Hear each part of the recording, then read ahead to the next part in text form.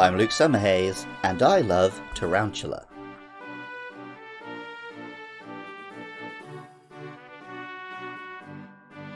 I love Pokemon, but I also love various other forms of monster content. I adore Digimon, maybe even having a more personal connection to that than I do Pokemon. I watch kaiju movies as often as I can, banging on at length about Godzilla, King Kong, the creatures of Avatar, or whatever else I can shoehorn into my sci-fi movie podcast. I also really love Monster Hunter. It's possibly the only other gaming franchise that feels like it has a world and monsters with as much thought put into them as Pokemon has. In fact, I do another podcast with a similar premise to this one, in which a few friends and I dive deep into the design, lore and ecology of the monsters of Monster Hunter. And in the recent Monster Hunter Rise, Monster Hunter introduced a new spider monster, which walked around wrapped up in a spherical ball of web.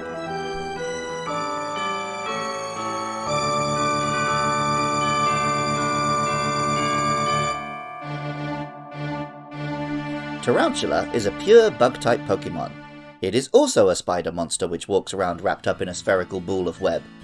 Tarountula and Monster Hunter's Rachnoid are presumably inspired by the orb weaver spider, the family responsible for most of the webs you'll see on trees and elsewhere out and about. Actual spiders tend to have webs on a flat plane, but both games took the name and made a monster with an actual orb of web. In Tarountula's case, it looks adorably like a ball of yarn. The name, of course, takes the large spider, Tarountula, and adds in the word round.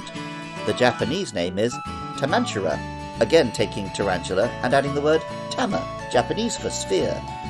Pokemon Scarlet tells us, the ball of threads wrapped around its body is elastic enough to deflect the scythes of Scyther, this Pokemon's natural enemy.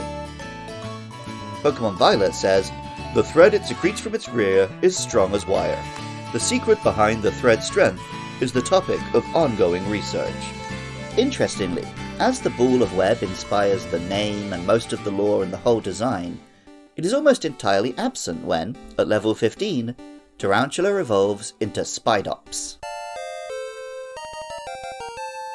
Spidops is a taller, more spindly spider. Its legs are thin and circular, looking like they're made of bamboo, which reminds me of the very memorable bamboo spider from Kong Skull Island. Like the ubiquitous ogre-faced spider found in Japan, the 8 legs are arranged in 4 pairs. In Spidops' case, this puts them in a humanoid layout, and lets it run around seemingly on 2 legs with 2 arms.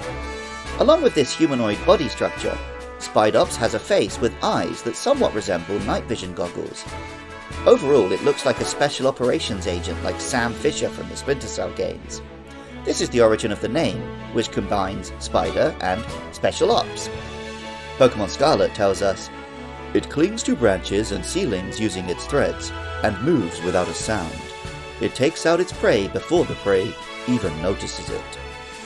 Luckily for me, I first encountered Spidops when my Tarountula evolved.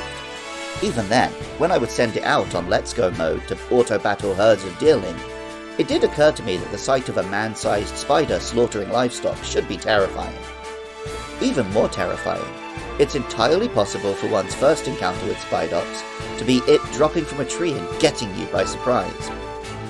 Pokemon Violet tells us, Spidops covers its territory in tough, sticky threads to set up traps for intruders.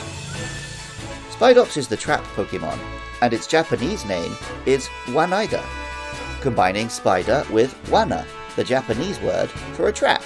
There are a number of spiders in the real world which hunt prey using traps.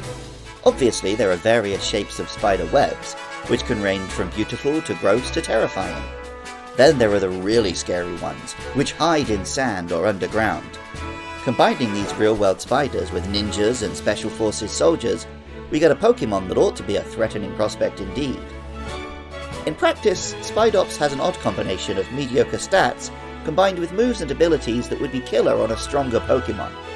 The attack, First Impression, is a powerful bug-type physical attack that does extra damage as Spidops' first move. The ability Stakeout does extra damage if the opponent's Pokemon has just switched out. In theory, you'd send out Spidops against a foe who would run scared, only for their more powerful alternative option to get obliterated. Unfortunately, nobody is running scared from Spidops. Not in the competitive sense, anyway. As I said, if I saw this guy creeping into my house at night, I would assume that's me done for. Music for Luke Loves Pokemon is by Jonathan Cromie.